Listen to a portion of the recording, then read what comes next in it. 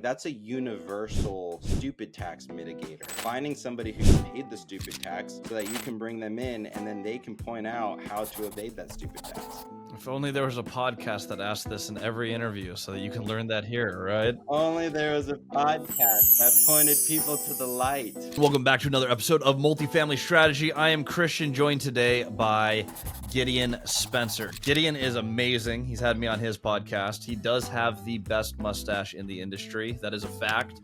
If you're listening to this on audio, you need to find the video on YouTube. I'm not kidding. This guy is a gorgeous, gorgeous man.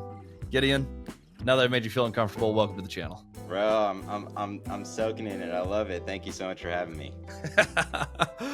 So Gideon, you have I had a chance to do this the other way around, where I was on your pod talking about my business, and then I learned through that course of that it's like you're working on this big hospitality project, you're in real estate, you know all of the people I know, and I'm like, how have I not run into this guy earlier? Share with us a little bit about what your business looks like today, who Gideon is, and give us a brief intro. We'll get into it later, but give us a brief intro on the project you're working on. Yeah. So brief background and intro. My background is actually in tech, so software development, moving quickly. And so I've taken a lot of those skills and methodologies and applied them to real estate over the last few years. So what that looked like was diving into real estate, where I first bought a fourplex, converted all of the units into short-term rentals with a plan A, B, and C of short-term rental, then midterm, then long-term rental. Fell in love with the model and wanted to scale up the business and portfolio. So then decided to scale up into boutique hotels. And we recently closed about 6 weeks ago on a hotel at 24 unit. And we also bought a duplex adjacent to it at the same time within the same deal, and are in the process of stabilizing that right now. So it's in Central California, wine country, in Solvang, California. Beautiful property. It's absolutely ripping right now. And excited to dive into the details of it. I am so excited because I talk a lot on this channel and on my YouTube channel. I talk a lot about why I don't enjoy hospitality. It is not how I do business. And everyone I know who gets into boutique hotels absolutely loves it. So I'm excited to hear from someone on this channel, someone who's actually enjoying the adventure that I hated going on. This is going to be a fun episode. Before you got into tech and before you started making it in real estate, like, you got this really cool project that sounds like it's off to a phenomenal start. Before you got there, what was your starting point? Like, what was ground zero for Gideon? So ground zero for real estate or just overall career? Overall career, like what was your starting point? I have a lot of people who come from another country. Some people started with money, some people didn't. What was the starting point for you before you launched your tech career? My starting point was I was a wandering soul. So I was interested in a lot of things, but didn't know what I wanted to do. My mom told me that I should be an engineer since I was good at math. And in my mind, I didn't even know what that meant. I thought like, oh, I don't want to be like an engine mechanic, but I did it because it seemed like something that had a lot of opportunities.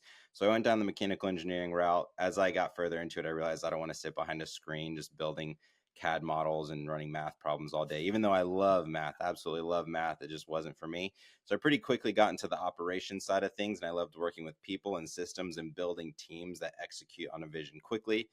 And then from there, I loved the quick pace of things. So I became the head of a research and development department for this engineering firm that I was working at, and started running the team like a software development team, because the methodologies in software development tend to be one of the quickest pace and most adaptive to its environments. And then from there, it was at this giant enterprise. We were in 80 countries around the world, multi-billion-dollar industry, or multi-billion-dollar company.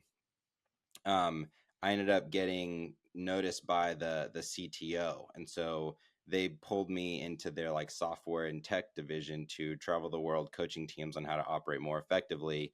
And that kind of was my transition into software development. So then I ended up starting a tech company, which grew to returning $250,000 within its first year of just releasing the prototype. Essentially wasn't even scalable, which we'll touch on that later on, because that's also like the biggest stupid tax that you pay. There's a big stupid tax. Oh, good. Okay, I'm excited to hear that. I love everything business. Yeah. And then from there, spent a lot of time in tech. But then and my wife and I, we're both from San Antonio, Texas, and so we visit there for the holidays and things like that. And we wanted a place to stay when we were in town, so we decided to get a short-term rental. Went ahead and bought a fourplex just to get as many doors under one roof as we could, and converted everything to short-term rentals. And then loved the business model, so we decided to scale from there, like I mentioned before. And I love business. Like, I view myself as an artist where business is my canvas. Like, I love the Mm. process of creating order from chaos. And so I always try to remain flexible in terms of the types of work that I do, while at the same time translating my skills and expertises into new industries so that I don't have to pay as many stupid taxes as possible. And so, yeah, the rest is history. Got into the hospitality space, fell in love with it due to the fast pace of things. And yeah, the rest is history. Dude, I love having people on the channel who love business. I have had a couple people on the pod who literally hate business. They're like, I'm making money. It's like, oh, favorite real estate project? Don't have one. Don't like real estate. I'm like, well, this is going to be a lame podcast. Some of them have actually been really fun because the whole podcast was about how they're like, I don't care about my business. It's not something I'm passionate about. Oh, I wow. do it because it works. I'm like, that's one way to do it. I'm a board game player. The whole thing, real estate plays like a board game to me. I love Totally. it, and there are a lot of pieces and a lot of rules, and it is phenomenal. The art side, this makes sense why you like hospitality. Real estate is a game for me. It's very competitive, and I stay super engaged. When you're thinking of it as an art, I think that's really true of hospitality. Hospitality is a super unique asset. I was just talking about, I just brought someone onto my team recently, actually, who's going to be helping me with the resort because I need help. But the art side, if you overpaid for a resort, like I did for the resort we bought, Robin Hood Village Resort, we won on terms. It makes a lot of money, but we did pay a lot for it. You can overperform. Like, how do you fix an overpay in hospitality? You outperform. In multifamily, you can't really outperform. You can get to market, maybe a little higher, and then Right. people will just move somewhere else. You can create a truly unique experience and actually outcompete based on your artistic skill and ability to create a moment for someone and get them coming back again and again and again. So actually, this is already making sense to me why one would like hospitality. If business is art versus business is game, that is a different mindset, and that does lend itself to everything I know about hospitality. Talk to me about the art of hospitality. What things about that specifically speak to you as a business artist? Yeah, so we actually, my partners and I, approach it much more like private equity Mm-hmm. would. So, um, finding the asset that we can add value to, and then raising the capital and bringing the team in that can execute on that vision. Yep. And so, we actually, like, what really fascinates me from the artistic side is having the creative freedom to communicate the vision and to communicate something great that we're trying to build, while at the same time leveraging somebody else's skills that can deliver on that. Like, I'm not an interior or exterior or landscape designer. Mm-hmm. But I know a great landscape designer and interior designer. Like, I am not a numbers whiz guru like spreadsheets, but I know someone who is a spreadsheet finance guru, right? And like, going for a pie that's big enough that we can chop it up and then actually bring in A caliber people to deliver on that vision is kind of that. It's as much of an art as it is a science, right? Because you can't measure people quantifiably in every aspect and fit them in. So it's getting creative with, okay, how do we actually want to leverage our soft skills and understanding of people and humans to actually create something that we inevitably deliver to humans in a way where they don't have to come stay with us, right? Like, and travel hospitality is not a necessity.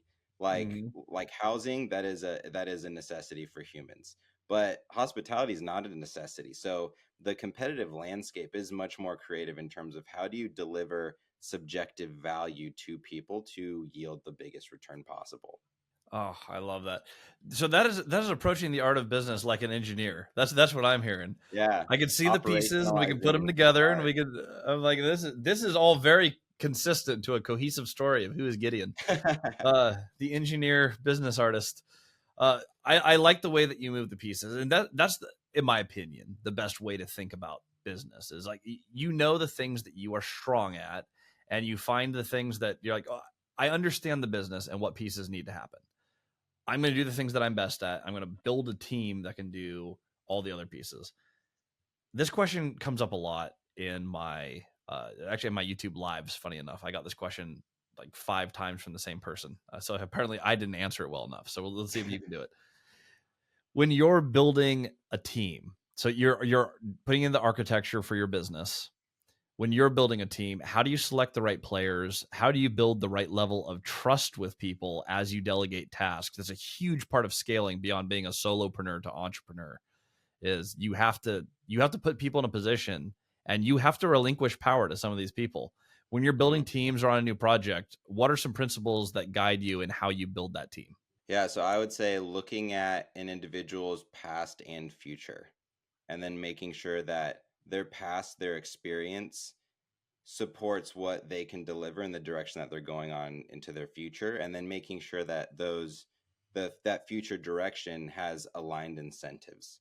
So for Mm, example, and of course you have to be mindful of when you're looking at somebody's past and their experience, understanding the risk reward of each element. So what I mean by that is, we this hotel that we just closed on, there's a massive landscape design element. So what's unique about our property that's a total differentiator from other hotels in the area is we have two massive gardens. We have two of the largest gardens in the town of Solvang.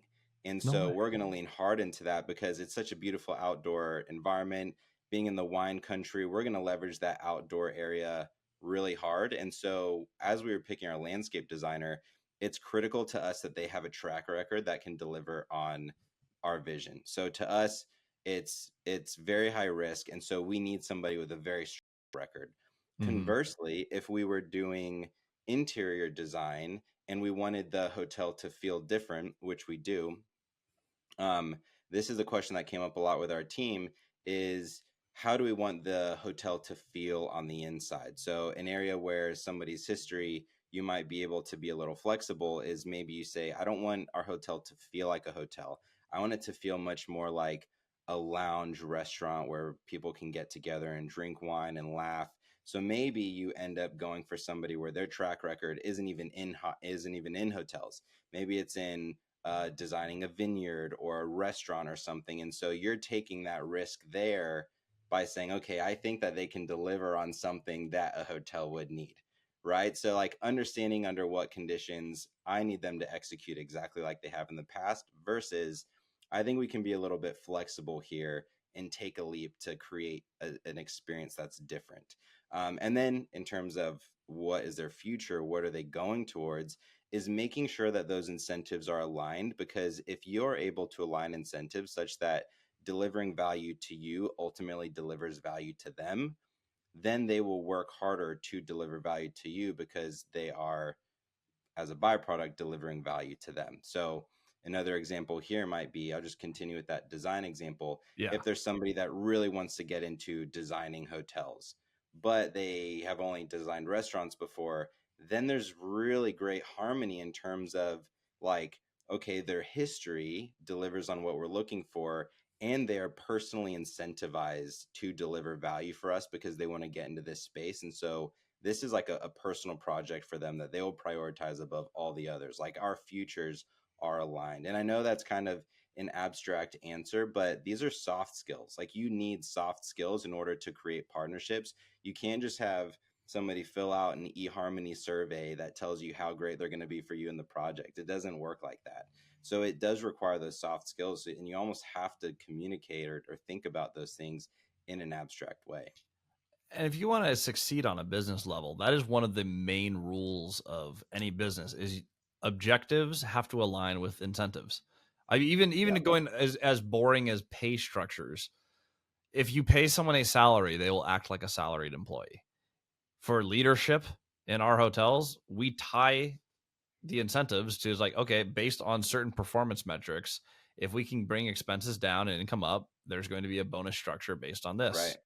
Or and there's a multiplier based on how the QCs are doing, the quality controls for the cabins, the head cleaner. If we're getting bad reviews, that's going to negatively affect them financially at the end of the year.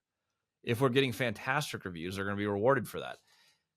When we win, our staff wins. And putting together programs like that with pay, with vision, with goals, when you stack those correctly, you get a cohesive team. Yep. That, Yeah, you I have to align love that. those. Yeah, you have to align those incentives all the way to the top. And you, as a business owner, you are rewarded when the property does well. You're not rewarded when it does poorly. And so, as a result, it makes sense if your leadership structure, even all the way down to the cleaners, if possible, like that structure needs to reflect the overall reward profile of the asset and of the Mhm. business in general. But I love what you said because I focus so much on the deal architecture and the business structure. When you talk about the actual personal aspect, that's one of the places I definitely lack. I am someone who cares about people, but I'm very low in empathy. Can't can't fix it. Don't have the muscle. Um, so you need to put people in your organization like Gideon who can actually also process like, okay, what is this person's goals and how are they going to feel with this project? The soft skill of how are people, the psychology of the people around you is really important. And if you are a psychological idiot like your host here, you have to come in and you put people on your team that make up for where you lack. With your skills, you mentioned that you have some partners. What primary roles do you play in the partnership, and where do your partners fill out weaknesses for Gideon? Yeah, that's a good question. So I have three other partners. Mhm. One of them has been in the hotel space for 30 years. And so Excellent. he just has an incredible amount of domain expertise. He has an insane network. He has a killer portfolio. So he owns 11 properties, and eight of the 11 properties he doubled the value of in 2 to 3 years. And the only ones that he hasn't doubled the value of in he bought like within the last couple years. So he's still working on those, and we're still like his track record is just insane. And so our lending was great. The team that we were able to bring in, so that pie example I'm talking about, where you slice up the pie, it's a big enough pie, and then we bring people in to feed, and those people are all rock stars because that partner is a rock star. My second partner, he is a financial whiz. So he went to Canada's version of Harvard, and his like financial acumen and the spreadsheets that he runs and the models that he does greatly de-risks the situation. So as you know, Chris, the hotel space, it is significantly higher risk than long-term housing, for a handful of reasons. And one of those is there tends to be a lot more volatility in the space. So if the market softens, then hotels, depending on the market and the asset type, will feel it more. And so we de-risked our investment in multiple ways. We de-risked it by making sure that we had the right asset in the right market for the right price. We can dive into strategically what that looked like, but essentially we picked a market that through 2008 showed a lot of strength, and so we de-risked it with the numbers there. And so that's what my second partner owned. My third partner is phenomenal and has about 15 years worth of experience in renovations. Mhm. So, adding value to the asset on a tactical level and making sure that things are being delivered and on time and that things are running smoothly is really important, because very often people will buy a great asset at a great price and then they'll totally botch the thing on the renovations. Maybe they'll pick the wrong renovations, or something will go wrong, or they won't communicate with the GC properly. And so they'll have to undo work and for everything else. And so you can really shoot yourself in the foot. You can lose a good thing by not executing on that properly. So that's what that third partner owns. And then me and myself, I am running a lot of the content. I'm also engaging on the legal side of things. So, with my history in research and development, I've spent a lot of time on legal. So, I poured over the contracts, making sure that everything was good and buttoned up. I engaged with the broker to do the negotiations, to make sure that things were going smoothly, and applying the pressure when we needed to and pulling off when we needed to. As well as running the webinar. So when we did our capital raise, we did it on a webinar with a large group of people. I think we had 80 people show up, on the Wow. webinar. So I pulled together like the pitch deck, structured the presentation, and led that presentation. So my partners came in, but I led the presentation because of my experience with, presenting and talking on open forums and things like that. So we each have skills that complement each other very well. And then on top of that, we have excellent communication. Like communication is everything. Like I would rather be on a team with mediocre people who communicate effectively than a team of all stars that have a hard time communicating. That's like when the Heat, I don't follow basketball, but when the Heat had, those three all-star players, I don't even remember who they were, and everybody was saying, oh, they're going to win the NBA, whatever, every year and all this jazz. And then they ended up flopping because they were all A players who expected to be the star of the team, and they had a hard time communicating, working together, and they would get roasted by teams with less good players who knew how to communicate. So yeah, that's the extra cherry on top that I'll comment on is it doesn't matter how well your skills complement each other in a partnership. If you don't have high communication and high efficacy in terms of how you deliver as a unit, then it'll all fall apart. It's hilarious. I don't follow basketball either, and I used that same analogy earlier today in a class. And I also didn't know who the players were, and I wasn't sure what team it was. I'm like, there's a team, and it was basketball, and they put all the guys in, and it didn't work the way they thought. They're supposed to be It's a good. They thing. weren't good. People, this is a thing that is Yeah. known. That's funny. Dude, I can't agree with you more. And it's something that takes, I don't think there's anything more important in a partnership than communication. Between your core partners, how often would you say you guys communicate? Every day. So we have different forms. So we have a chat thread. We are talking every day. When we were going through due diligence and escrow, that thread was on fire every day. Now that we're stabilizing the property, I'd say we're still chatting like 6 days a week. It's just a little bit softer. And then we also have 3 touch points a week where we actually sit, we hop on a Zoom call and we chat for anywhere from 15 to 45 minutes, depending on the topic at hand.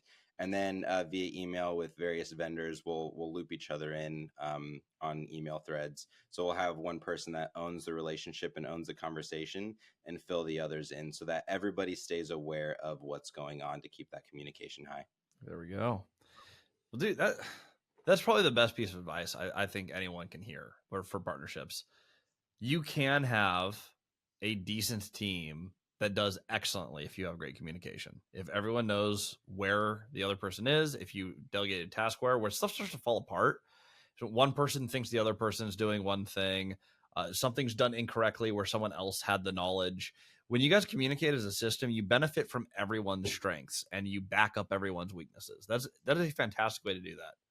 Did you guys intentionally come in and add structure to that when you started, or is that just how it came together? Is we call every day, this is working, we have 3 structured meetings. What intentionality did you put behind communication? Yeah, so we put a lot of attention behind communication. So, given all of our backgrounds, we've all worked very closely on teams. And so, Mm. even coming together when we were just experimenting with the partnership, and that was the first thing that we established really is how often do we want to talk? What types of things do we want to talk about? And how do we want to manage the different outcomes? So not just what tasks do people do, but what outcomes do people own?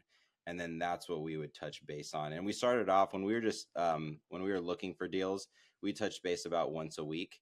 And then once we found the deal and really got into it and started going through due diligence and everything else, we probably spoke about 5 times a week on meetings. And then yeah, we're pretty adaptive. So as the workload increases, we communicate that we should have more frequent touch points, and then as the work decreases, we pull back on that. Everyone write that down. That is the secret to partnerships right there. Good communications, clear goals. Everyone needs to be headed the same direction. You guys mapped it out in the beginning. This is how we're going to run this partnership and this business. That is the way to do it. The partnerships that fail, unclear goals, someone's going this way, the other person's going this way. Those listening, I'm pointing 2 different directions. Imagine it in your head. If people are pulling, even if everyone's pulling really hard, but there's no alignment in where you're pulling, you can go exactly nowhere with everyone working really, really hard and trying really hard. It's a mess. Communication's everything. Coordination's everything. In your group, is there a designated leader, or are you guys all more or less in your own silos? So we are what's called tightly aligned and loosely coupled, which is effectively we're all going the same direction, and so that's part of like frequently touching base is making sure we go that same direction, but Mm. we each own a separate area. So for Good. example, right now I'm owning the design portion of it where I'm setting up calls with designers and having the meetings. And so we'll effectively like present to the team and say, hey, look, this is the person that I think is the best candidate and why. And then we'll effectively all vote on it. And so in terms of like who's a clear leader, we do have, his name is Neil, who's been in the space for 30 years. Of course, like we respect his opinion so highly that whenever he does make a suggestion, that naturally does carry more weight. But then, like I mentioned, like we each own a different area. So Alex, my partner, who is like the financial whiz, when he would present something and say, "Hey, look, this is how the numbers shake out the best," then his opinion has more weight in there because he spent the most time in the numbers and has the best awareness of Mm. those numbers. So at the end of the day, we all will pitch in and vote and share our opinion, but there is an individual who their opinion tends to hold more weight and the others respect that opinion because we are aware of how their strength is being leveraged in that moment.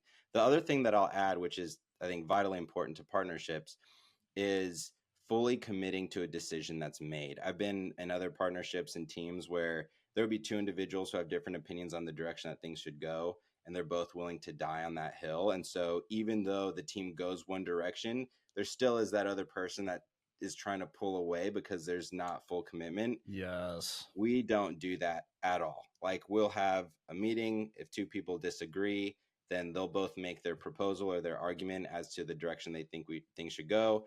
And then by the end of the conversation, everybody will vote on it. We'll pick a direction, and then everybody's fully committed, 100%. And I think that's a testament to A, how well we work together just naturally, and B, how much we respect each other. Like I know at the end of the day, if there are two differing opinions, we're probably safe with either of those opinions. In that moment, we're just trying to pick the best one because my partners are absolutely brilliant. And in a lot of areas, much more brilliant than I am, right? Because we each have our own strengths. So it's really just like we commit fully to whichever decision we agree to and move forward. Ray Dalio calls this an idea meritocracy, where everyone has ideas, everyone has different strengths. So communally, everyone has a voice, Mm, but there are people who have more experience in certain fields. So your best numbers guy, there's just going to be a higher weighting when he's like, hey, this, I believe this is the correct math, and this is how I've right, analyzed this. right, We all get to weigh in, but we're probably going to go with him.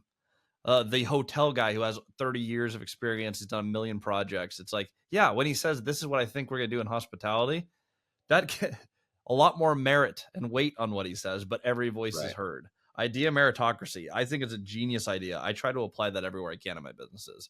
And I think you're a better communicator on your team than a lot of my businesses. The Mm. groups that I have where we communicate daily like that, everyone has clearly defined roles. The only companies I knocked it out of the park on, like PM, that is a company I call all of my core team. We talk every single day, multiple times a day. It's helpful that I'm married to one of them, but for the team members who I'm not married to, we still talk usually 2 or 3 times a day. There is something to touch base on or a direction we want to go, Yeah. and we hear everyone's opinions. I may own the company, but I am allowed to be overridden by my director of property management because often she has better ideas than I do on how to run the properties or how we need to treat an individual situation. It is a fantastic business model. Also a fantastic book, Ray Dalio Principles. If you guys Oh, haven't such a good book. if you haven't checked that thing out, it's like as thick as a Bible. And it is the Bible for business. He's a smart guy. Yeah, no, it's a solid one. And not only that, to your credit, like good leaders bring people in who are smarter than they are in those specialties. Like environments where it's very top down command and control, where there's a singular leader and everyone's scared to share those ideas. Those are toxic environments that if anyone listening is in, should absolutely jump ship as soon as possible. Absolutely agree. Absolutely agree. Tyrants are not fun to work for.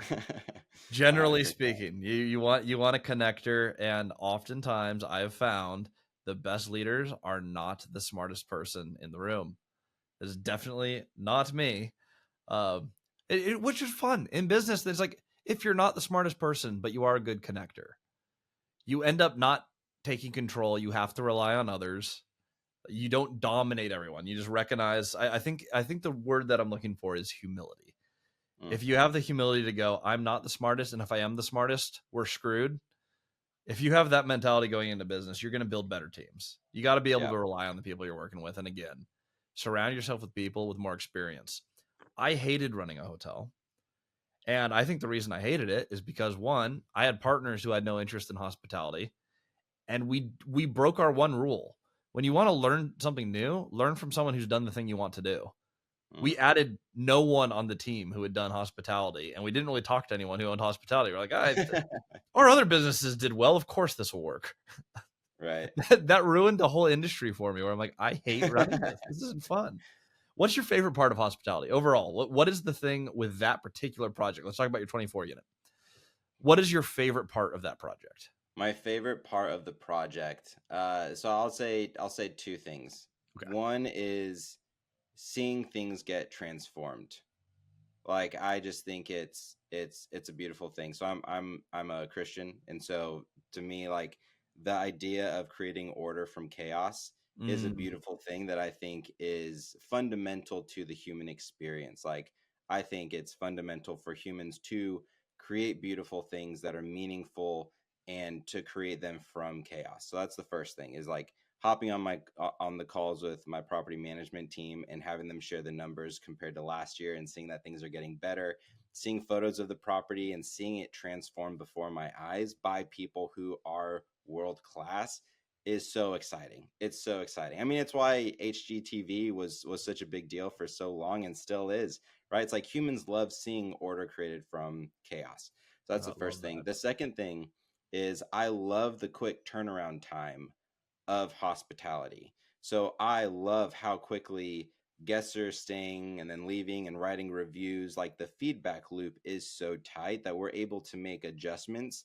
And within a month, we have a good data set of people who can provide feedback on that thing that we implemented. And a lot of that comes from A, me being a data junkie, and B, coming from tech, where we do have such tight feedback loops where we can Yep. release a new version of the app and immediately see how people are engaging with it. And hospitality has that tight feedback loop where you immediately see the results of the decisions that you're making, which makes it fun to move fast. You can always tell on a podcast when you're interviewing someone and you start from the beginning of their story and you see all the first things weave through all the final things.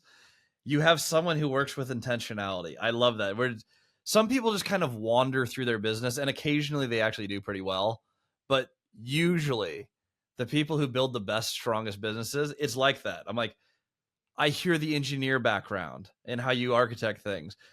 This is exactly what you were talking about with the tech background. You're like, I liked the velocity of tech. And then we get into hospitality and you're like, what do you love? You love the data feedback. You love the tightness of the schedules. I was like, spoken like a software and tech guy. This makes sense. This makes Yeah. sense. Applying your skills. What things do you think that if there's one thing, what are you personally the best in the world at? What is your superpower? You're like, you put me on a team and I'm going to Yeah. add this, and this makes my business 100 times better. I would say I'm the best in the world at the combination of soft skills that I possess, right? So it's like, for example, if somebody is an excellent software engineer and an excellent lawyer, then like building law software apps is like what they're the best in the world as, that combination of skills. I would say my combination is my background in tech, and so like my operational acumen around tech, my ability to talk to anybody. So like I love conversations with people. I love talking to people.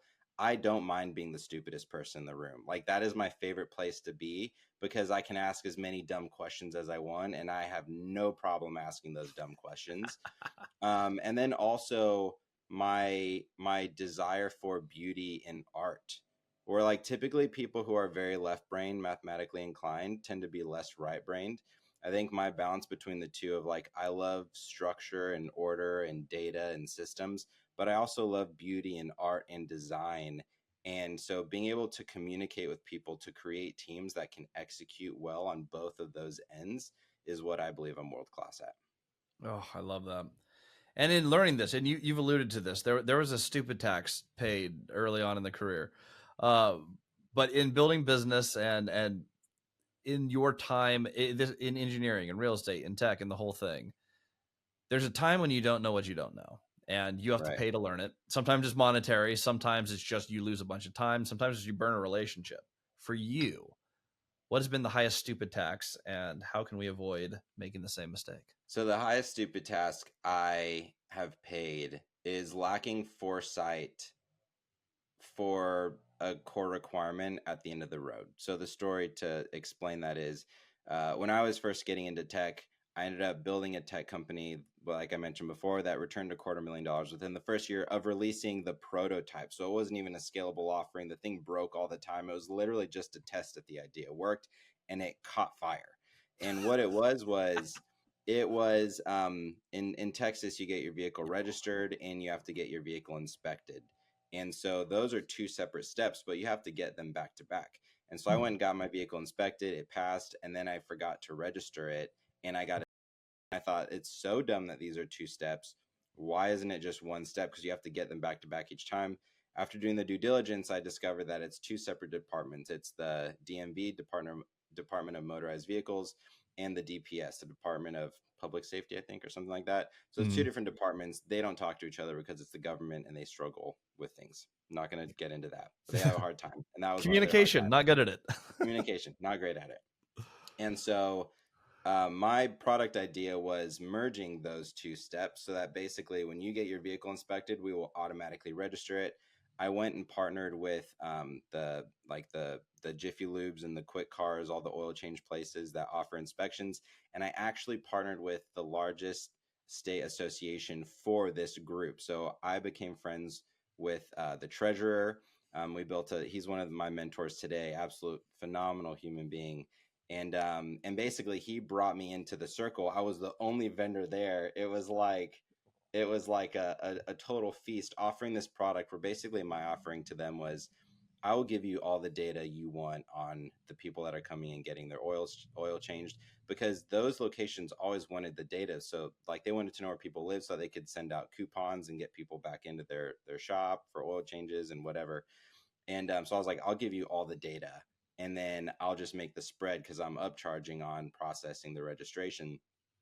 I had people kicking down my door. We were literally scaling so quickly that I was turning people away, because I was like, our system was literally just built to prove out the idea, right? It was like the minimum viable product in its purest form. And Yeah. we built it in alignment with what the state's 5-year plan was. So they had built out a 5-year plan, and 5 years down the road, they were going to start looking into these like remote kiosks that we were actually building for people to do. And so I was like, dude, all right, we're building what the state is going to begin looking at in 5 years. This is a no brainer. Like, incentives align. I have what they're looking for. These shops love it. I was getting tons of reviews from people who had used our product saying this is the best thing since sliced bread, because all these other people shared the same pain point that I did when I got my citation. And so it blew up. And then when I engaged the state, they ended up turning it down, saying, "Oh, we're not looking into this just yet. But thank you for like coming up with the idea, I guess." And in my mind, in order to scale the product, we would have to be integrated with the state system, because Yeah. the way that our system was operating, it was basically, we built a bot that would go onto the state's website and fill everything out. And for those who are not familiar with tech, it's not a very stable way to scale a business. It's much more stable to integrate directly with their like systems and databases. Hmm. And so it wasn't a scalable product without the state's buy-in.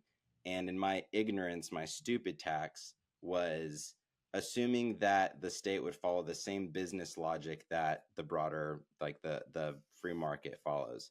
And so we ran into issues there. And after talking to people who got government contracts, they basically said, yeah, like it doesn't matter what you're offering, you need those close connections with the state.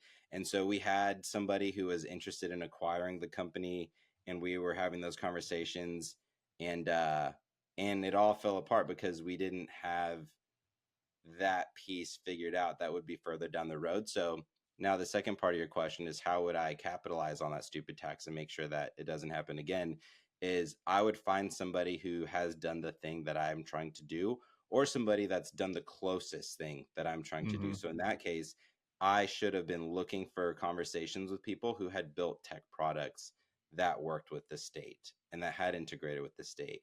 And I should have gotten their buy-in early on. And that was something that, not paying that stupid tax, I did with hospitality, which was finding somebody with 30 years of hotel experience, bringing them a deal with my partners to get them involved. And then now we've executed on this property incredibly well. Right now, we're above what our original projections were. We're hitting numbers above our projections, and everything is going really well because we got somebody who'd done the thing that we're trying to do. And that's a skill that can be translated across the board. Like, that's a universal stupid tax mitigator, is finding somebody who's paid the stupid tax so that you can bring them in and then they can point out how to evade that stupid tax. If only there was a podcast that asked this in every interview so that you can learn that here, right? If only there was a podcast that pointed people Oh, to the that's funny. light. Oh, wow, I could have listened to this episode prior to me buying my resort, and I would have done the exact same thing. Find someone who is not the same.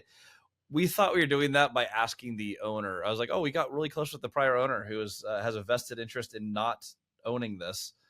I'm like, they're selling it to us. Of course, they're going to tell us what we want to hear. We should have found another operator who does a lot of hospitality, had them look over the deal with us. And there's a couple things that we would have caught with experience that would have made this project a lot easier. I ended up with a very hard project that we didn't execute that well. It still makes money. We structured it financially really well, but it's a project that's like, well, there's not really a buyer for it yet. And we have a lot of project left to do. And no one had fun on the adventure. That's the biggest bummer in real estate. Yeah. You don't have fun doing the project. I'm gonna ask you one bonus question, and then we'll call this podcast.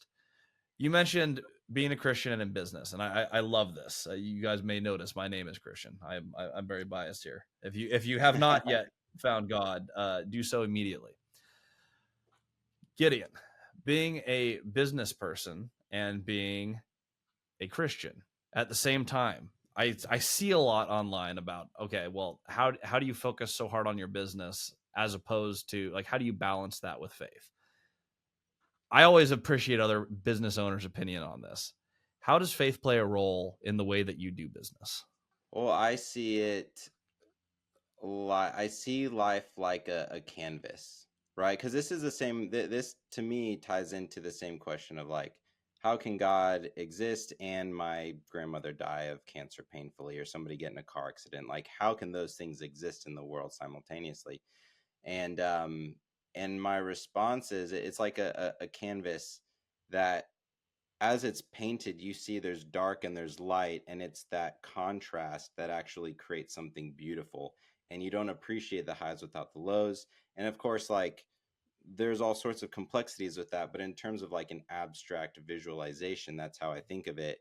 And I view business the same way, where business is a tool that we use in life to create order from chaos and to deliver value. So the real question is, how is that tool used? Right? It's like money or food. Money or food are neither bad. The question is how you use it. Are you so in love with money that it takes over your life? Are you so in love with food that you're gluttonous and it's unhealthy, and it's causing problems in your life, right? So it's, at the end of the day, business is neither good or bad. What makes it good or bad is how you conduct your business and how you engage the world around you and how you leverage the outcome of that business to do whatever you feel called to do. Good stuff. Good stuff. I love it. And I couldn't agree more. There is nothing inherently good or bad about business. There's nothing inherently good or like religious or not religious about business. There's not like a Christian business. I make the same argument about music. There is music, and it is a reflection of what the artist wants to write. There is nothing that is inherently Christian about music other than, what you decide to put in it. 100%. Business can be absolutely beautiful, and business can be awful, and it can be a mix of the two. Gideon, I appreciate your time a bunch. You have a podcast. You share your story online. You're the sales and marketing guy in your group. You're the storyteller. Where do people go to hear the story on your podcast, on social media? Where do people find Gideon? Yeah, so my podcast is The Hunt for Incredible, with Gideon Spencer, and it's effectively, I had you on the podcast. That episode was a ton of fun, and in the show, we basically pull people in who have done incredible things to understand how they did it and how they would do it all over again with no money and no connections. The idea is to show people that it's normal people who do incredible things, and then give them the blueprint so they can do it too. You can also find me on social at Gideon Spencer _. I'm mostly on Instagram. I do have some TikTok stuff and some Facebook stuff, but it's really mostly Instagram. I'm going to start pushing a lot more on LinkedIn, so find me on LinkedIn as well, Gideon Spencer, and then you can. I actually don't know what my thing is on LinkedIn, but I'll go ahead and change it right after this so that it's the same thing, Gideon Spencer _. There we go. Gideon Spencer, the best mustache on the internet. It's a fact. You can look that up. And if you don't believe me, check out his Instagram and his podcast, The Hunt for Incredible, and Gideon Spencer. Gideon, thank you for joining us. Everyone else, we will see you on the next episode.